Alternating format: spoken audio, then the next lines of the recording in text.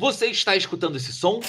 É isso mesmo, é o som das impressoras ligadas. Então, no episódio de hoje, a gente tenta entender para onde pode ir esse capital dentro do mercado cripto. Passando também um pouco sobre altcoins, vamos falar de uma novidade voltada para o Ethereum. Tudo isso logo após a vinheta, eu te encontro já já. Agora sim, família, você está oficialmente na Liga Cripto. Com você, Mário, é sempre um prazer. Se você já conhece o nosso trabalho, aquele papo de sempre, já larga aquele like para continuar apoiando o nosso crescimento. E se você ainda não conhece, cogite se inscrever. É gratuito. Você pode ainda ativar o sininho para ficar por dentro de todas as novidades que a gente traz aqui diariamente sobre mercado cripto, Bitcoin, operações dentro das linhas gráficas e muito mais. Lembrando, é claro, que todos os nossos benefícios estão no Linktree da Liga Cripto. Então não caia em garra de scammers, em papinho nos comentários, pessoas se passando pela Liga. Os nossos benefícios estão aqui. Plano B com cupom de desconto. Temos a Bybit, que é a nossa parceira de trade. Depositando $50, você ganha $15 para trade com o nosso link. E além disso, o clube de membros que está reformulado. Queria agradecer os novos entrantes. Pessoas novas estão entrando aí com esse rally do Bitcoin e é muito bacana ter esse número de pessoas novas confiando no nosso trabalho e apoiando o nosso crescimento. Se você quer fazer parte desse grupo exclusivo, tendo mais informações e mais benefícios, é só clicar aqui em Clube de Membros YouTube que você pega tudo que você precisa. Bom, família, então iniciando esse episódio pela segunda vez, porque na primeira eu esqueci de gravar a tela, então estou tendo que regravar. Sem problemas, a gente pode ver aqui no Token Metrics, a plataforma com inteligência artificial que eu utilizo para análise do mercado, que o último sinal que a gente teve aqui em fevereiro, dia 25 de fevereiro, o mercado tinha 1,1 trilhões, a gente recebeu um bearish signal, chegou a corrigir indo para 977 bilhões, e desde então a gente ainda não teve outro bullish signal, com 0,1 tri a mais de mercado.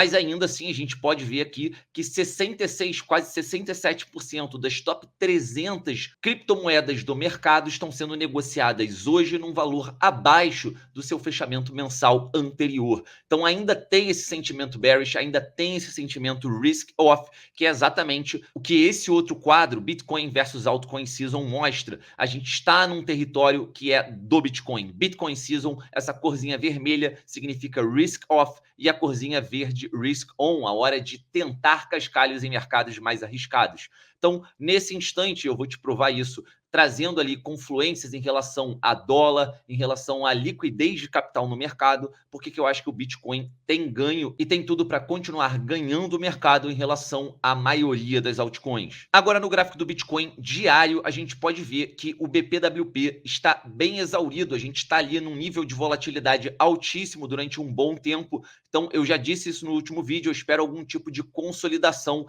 mas lembrando que ao falarmos de Bitcoin, estamos falando de um mercado que a gente pode ter uma extensão, como a gente pode ver aqui em outras sinalizações do BBWP no passado, aqui em junho de 2022, em maio de 2022, em que a gente teve esse estresse no BBWP e que durou mais tempo. Logo, não é impossível que com a revelação dos próximos dados econômicos, se continuarem a serem bullish para os mercados de riscos, a gente pode ter a continuidade desse movimento de alta sem corrigir nesse instante. Mas eu vejo que com atenção essa faixa de $26 mil, que é onde a gente tem aproximadamente a nossa linha de média móvel de 9 períodos no gráfico diário, e a gente pode ver que é uma média que o preço se relaciona, ele procura ela muitas das vezes, seja nos momentos que ele descola, que vem abaixo, ele busca o reencontro, mas também em grandes pernadas de valorização, a tendência é que a gente encontre essa média de 9. Não precisa ser agora, mais uma vez, mas eu estou atento a essa faixa de $26 mil numa possível boa compra ali de curto prazo. Mirando correções mais assintosas aqui no gráfico semanal, a gente pode ver que essa faixa de 24.300 foi um ponto de resistência prévio e que não seria nenhum absurdo a gente retestar esse ponto agora como suporte. Então, uma movimentação de mais longo prazo que eu estou de olho e que manteria o Bitcoin realizando aqui fundos ascendentes. Já que a gente está falando de correção, passando rapidinho pelo Bitcoin CME Futures, a gente tem esse gap por volta de 27.300 e um maior aqui por volta de 20.700. 2.200. Lembrando que não é obrigatório o fechamento desses gaps, mas esse aqui em 27.300 eu acho bem tentador. Quando eu digo bem tentador, é porque eu me refiro à proximidade do preço e à facilidade que a gente tem em fechar esse gap, se tratando de um ativo extremamente volátil. Voltando agora para aquela discussão inicial, por que eu acredito que agora é um Bitcoin season, eu não vou passar pela dominância propriamente, que foi assunto nos últimos vídeos, a gente vai falar aqui do Crypto Market Cap do USDT, ou seja, o market cap da principal stablecoin no mercado cripto. E a gente pode perceber aqui claramente que a partir aqui de janeiro de 2023, onde a gente tem um inflow de USDT no mercado, a gente tem o crescimento do market cap, automaticamente o Bitcoin ganha combustível para uma continuidade de crescimento. E um outro dado bem bacana da gente colocar aqui junto é o que acontece com o dólar, essa linha amarelada. A gente pode ver que nesse instante em que o USDT e o Bitcoin buscam ali um rally de valorização, ganham market cap, a gente vê o dólar desenhando um movimento oposto. Lembrando que é mais ou menos de 10 dias atrás, a gente tem esse reaquecimento do dólar, mas na minha opinião isso é algo normal, visto que o mercado funciona ali em impulso e retrações, e a gente tem que lembrar que nessa queda aqui do Bitcoin, a gente teve o DPEG do USDC, que já foi resolvido. O que não foi resolvido é a crise bancária que vem se apresentando aí não só nos Estados Unidos, mas no mundo de maneira geral. A gente teve um quebra-quebra lá na Europa também. Então é interessante observar e a possível tendência de continuação aqui de desvalorização do dólar, e caso a gente tenha confirmação disso ao longo da semana com a revelação dos dados econômicos, o Bruno fala mais sobre isso mais tarde, a gente tem tudo para dar mais combustível para a continuidade desse movimento do Bitcoin. E por que o momento, não só na minha opinião, mas o que a gente observou no mercado cripto e na história, é a do Bitcoin?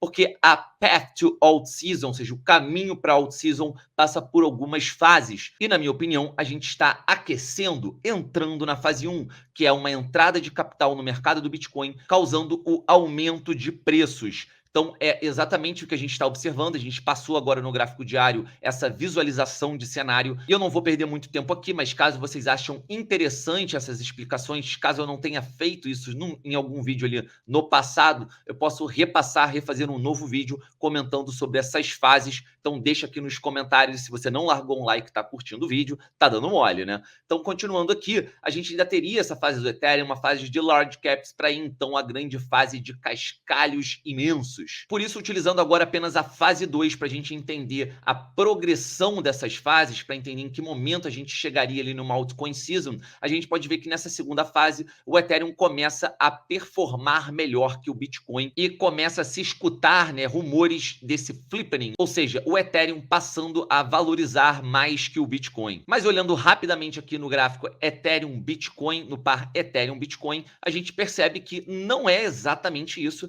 que tem acontecido aí nos últimos dias. Pelo contrário, o Ethereum ainda perde força em relação ao seu par Bitcoin. E aí, por mais que eu não passe por dominância agora nesse instante, é legal ressaltar que eu fiz um vídeo passado falando: atenção, investidores de Ethereum e altcoins, não significa que eu realizei todas as minhas posições de altcoins, tá? Para ser muito sincero, eu fiz 3 realizações de lucro parcial na Injective, na Seller e na MDT, que são altcoins que eu comentei aqui no curto prazo, na possibilidade de fazer um swing trade ali no spot, e foi bem sucedido. No final das contas, a gente quer ter mais cascalhos para comprar mais Bitcoin em momento oportuno, e eu não vejo um momento mais oportuno do que esse. Não estou falando de faixas de preço, mas de momentos do mercado. Se a gente falar ali da melhor oportunidade no curto prazo, eu acredito que é se o Bitcoin perdesse esses 19 mil dólares, mas sinceramente, por volta de 20 mil dólares, eu já acho que seria uma excelente compra visando o longo prazo. Não é conselho financeiro, é apenas a minha ideia. E já que a gente falou de Ethereum, falou de altcoins, eu trago aqui a última notícia desse vídeo: carteiras de criptomoedas aparecem no Microsoft Edge. Em resumo, vazou aí na internet que a Microsoft vai oferecer em seu browser oficial uma carteira para contas de Ethereum, ou seja, para transações serem feitas dentro do browser, tipo uma MetaMask, que vai transacionar com a blockchain do Ethereum. Eu não acredito que isso vai ter um impacto direto no curto prazo em relação ao preço do Ethereum. Como eu disse, o momento é do Bitcoin. A gente está tendo aí a possibilidade do saque de Ethereum muito em breve, em abril. A gente não sabe o impacto que isso vai causar no mercado, mas essas ações em longo prazo, para mim, são golaços. Isso pode causar, sim, um impacto prolongado no mercado do Ethereum, porque no final das contas você está dando mais acesso, você está dando mais portas de entrada para que novas pessoas venham a conhecer a blockchain do Ethereum, e isso certamente é positivo. Sem contar que essa carteira não só faria transação ali de valores, mas permitiria você visualizar NFTs e também que é um recurso adicional bacana para a expansão de outro nicho aqui, não é em relação ao Ethereum como um todo. Bom, família, por hoje é só. Eu espero de coração que vocês tenham curtido essas informações rápidas. Se curtiram, deixa aquele like, coração de Fibonacci aqui da Liga por agradecimento. Grande beijo, grande abraço, até a próxima. Fui!